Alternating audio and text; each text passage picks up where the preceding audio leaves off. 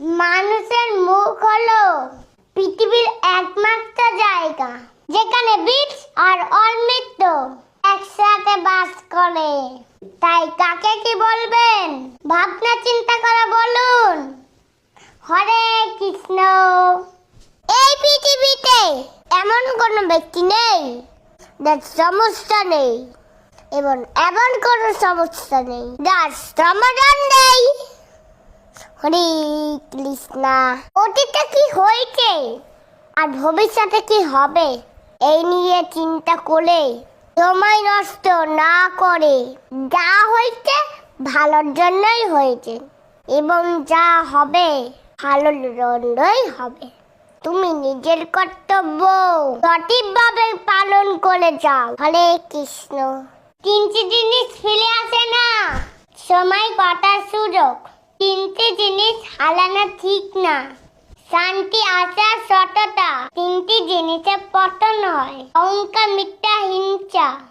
তিনটি জিনিস খুব দামি, ভালোবাসা আত্মবিশ্বাস বন্ধুত্ব। হরে কৃষ্ণ।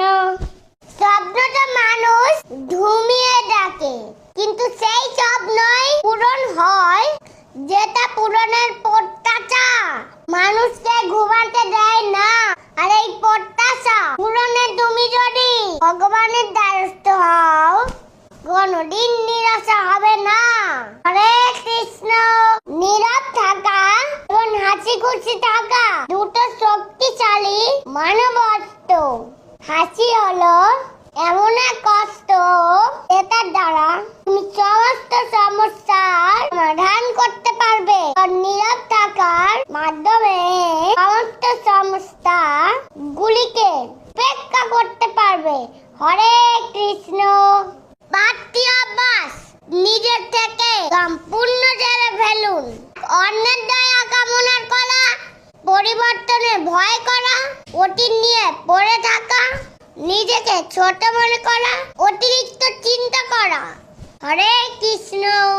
নিঃশ্বাস হারালে হয় দেহের মৃত্যু, নিঃশ্বাস হারালে হয় দেহের মৃত্যু, আর বিশ্বাস হারালে হয় মনের মৃত্যু।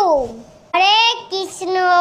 যখন কোনো ব্যক্তির কাছে মান যশ ও অর্থ তিনটি জিনিসই থাকে তখন সে মানুষকে মানুষ বলে গ্রাহ্য করে না। তখন সে ভুলে যায় যে মানুষের শক্তিশালী কেউ আছে এই পৃথিবীতে, আর তার নাম হল